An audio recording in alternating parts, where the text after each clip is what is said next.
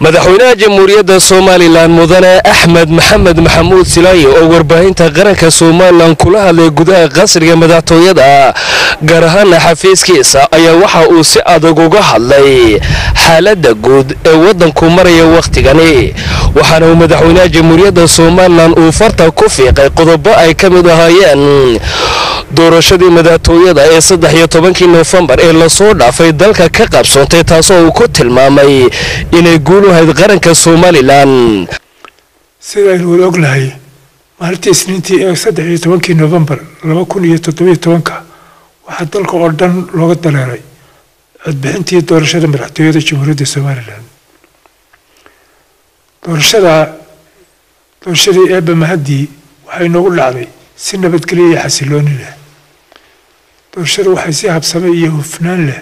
uga qabsatay 22 degmo doorasho oo hoostaga 6 gobol ee dalka waa taariikhda markii ugu horeysay ee dhulka Soomaaliland oo dhan doorasho hal mar si habsame uga wada dhacdo guddiga doorashooyinka qaranku waxay dalka u asteeyeen 1642 goob doorasho oo ka mid ah degmooyinka kala duwan ee kolku xusan waxa shacbiga Soomaaliland ku xogsiinaya inay sanaaduuqdaas nabad loogu ceegeeyay lagana soo celiyay goobihii laga codeynayay dhammaantood waxa kale oo aan xaqiijinayaa in 4 goobood oo qura dalka aan doorasho ka dhicin arrimo la xiriira muran deegaamo u dhaxeeya darteed mudane marweyn doorashada qaybteedii hore waxay noogu qabsantay si qiimo badan oo dadweynuhu inoogu majeertay isla markaana aynu ka helnay magac iyo maamuus aan la soo koobi karin xilligii lagu jiray ololaha doorashada waxaanu muujinay ummad ahaan inay danta guud ee la wada leeyahay ay horeyso tagaarka loo kala leeyahay dhinaca kale waxaanu muujinay bisayl ballaaran oo gaarsiisan in iyada oo loolamayo haddana la isku ixtiraamo kala duwanaanshaha aragtiyaha siyaasadda isla markaana cid kasta loogu dulqaato dareenkooda shakhsi waxaynu muujinay inaynu nahay qaran qaangaadhay oo dadaal iyo isku duubni ku meelin kara hamigooda iyo himilooyinkooda siyaasadeed Soomaalidu waxay ku maamaadaa biyo gacmaha ayaa lagaga dhirgaa sidaa darteed ummadaha waynu isku fatashanay inagoo ka soo doognay duruufihii iyo diiftii abaaraha haddana waxaanu dabarka u ridanay dhammaan kharashkii ku baxay doorashada taasoo ahayd midowga ah geesta kale madaxweynaha jamhuuriyadda Soomaaliland ayaa waxa uu si adag uga hadlay rabshadihii habeenkii xalay ka dhacay magaalooyinka Hargeysa iyo Burco waxaana uu daboolka ka qaaday in rabshadahaasi ay sababeen dhimasho 2 qof iyo waxaana uu madaxweynaha jamhuuriyadda Soomaaliland uu taasi u diray qoysaskii iyo qaraabadii ay ka baxeen marxuumiintaasi geeriyooday waxaan hogaamiyay aan ka xumahay in quruxdii iyo qiimihii aynu sameynay ay isku dayeen shakhsiyaad kooban inay qoomaan waxay habeenkii xalay qayb ka mid ah suuqyada magaalada Hargeysa Burco rabshado ka sameeyay taageerayaal kiciyay iyadoo aan guddiga doorashooyinku soo saarin wax natiijo ah rabshadahaasi waxay sababeen in dhaawacyo loo geysto ilaa 19 askari oo ka mid ah ciidamada dhinaca kale waxay sababeen dhimashada 2 qof oo rayida oo ay ka dhaawacmay dhowr kale waxaan ka tacsiyadeynayaa qoyskii iyo qaraabadii ay ka baxeen marxuumiintaasi waxaan eebbe uga baryayaa inuu ka waraabiyo naxariistii janno waxaan guud ahaan ka tacsiyadeynayaa ciidamada qaranka ay ku howlan adkaynta amniga dhibaatooyinka kala duwan ee kala kulmayaan shacbigooda oo adeegayaan habeen iyo maalinba waxaan ku gubaabayaa in aanay damqan duruufahaasi isla markaana ay kordhiyaan sabirka iyo dulqaadka ay u leeyihiin dadkooda dhinaca kalena ay xoojiyaan tilaalaha iyo habdhaqanka fiican ay ku waajahayaan xiisadaha ay wadaan dadweynaha qaar ka mid ah waxaana ugu baaqay saddexda xisbi qaran ee somalilan iyo taageerayaashoodaba inay ilaaliyaan nabadgelyada islamarkaana aanay ka hor dhicin doorashada aan lagu dhawaaqin. waxaa reeban in xisbi gaar ah uu ku dhawaaqo inuu guulaystay ka hor intaan guddida doorashooyinku ku dhawaaqin natiijada doorashooyinka. waxaa reeban in taageerayaasha xisbiyadu sameeyaan dabaaldegyo iyo mudaharad toonna ka hor intaan guddida doorashooyinku ku dhawaaqin natiijada doorashada. waxaan farayaa hay-adaha amniga inay dabagal buuxda ku sameeyaan dadka ku howlan dibindaabiyeynta dalka iyo abuurista colaad sokeeye.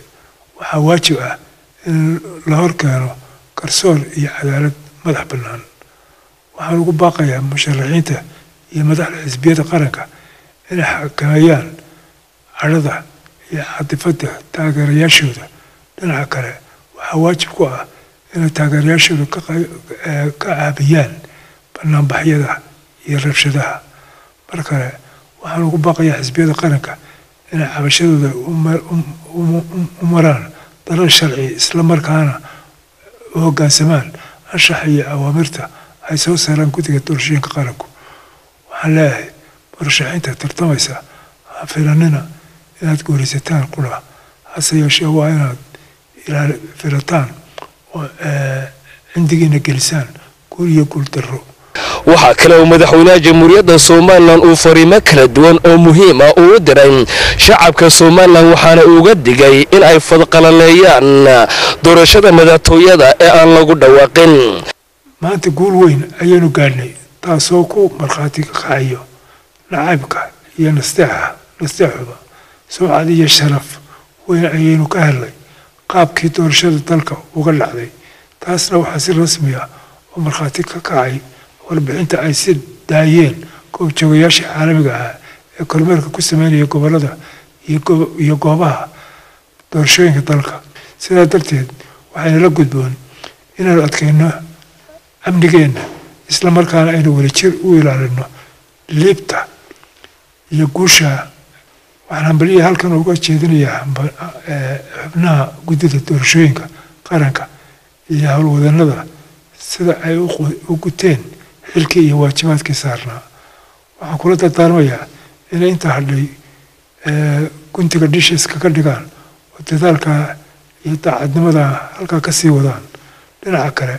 waxaan ku adkeynayaa inay iska ilaaliyaan guddoon jilicsan iyo gal weecsan ama gal eexo. waxaan shacbi weynaha somalilan ku hambaleynayaa sida ay gacanta buuxda u siiyeen goor kasta ciidamada ka howlan sugidda amniga iyo difaaca qaranka. sidoo kale waxaan ku bogaadinayaa degaanaanshaha, dulqaadka iyo bisilka ay muujiyeen muddadii lagu jiray ololaha iyo maalintii codaynta. duca qabayaal, waxaad ka dhigan tihiin geed dhagax lagu tuurayo oo isaguna milo u soo daadinaya qofkii siidayay. waxaana uu madaxweynaha jamhuuriyadda somalilan uu daboolka ka qaaday in madaxweyne ahaan aanu yeelayn islamarkaana aanu aqbalayn in dalkan laga rido wax nabadgelyo darro. waxaan shacbiga somalilan u caddaynayaa inaan loo dulqaadan kari doonin cid kasta oo isku dayda inay abuurto fitno iyo fadqalalo islamarkaana khalkhal gelisa amniga iyo deganaanshaha dalka. waxaan leeyahay shacbiga isdejiya, hawelwelina, kalsooni qaba. dhinaca kalena ilaaliya nabadgelyada iyo xasiloonida. waxaynu ku guulaysanay inaynu isku jillo dhaqankeennii soo jireenka ahaa iyo gedi socodkii dimuqraadiyadda oo ahayd jida nagu cusub. waxaynu ilaalinay inaynu hantida ummadda loo adeegsan ololaha doorashada. sidoo kale waxaynu warbaahinta dowladda loo isticmaalay si siman oo xaqsoor leh. hadalkan uu siiyey madaxweynaha jamhuuriyadda somalilan warbaahinta qaranka ayaa ku soo beegmaya waqti ay maalmo koobani ka harsan tahay ku dhawaaqitaanka madaxweynaha cusub ee jamhuuriyadda somalilan ay yeelan doonto islamarkaana hogaamin doona 5 sano ee soo socota taasoo ilaa waqtigan aan la garanayn ku noqon doono saddexdii musharax iyo ku-xigeen ee u tartamayay doorashada madaxtooyada somalilan matalayeen saddexda xisbi qaran ee somalilan hase yeeshee shacabka somalilan iyo weliba dadka daneeya siyaasadda somalilan iyo beesha caalamkaba ayaa isha ku haya musharaxaasi ka uu noqon doono.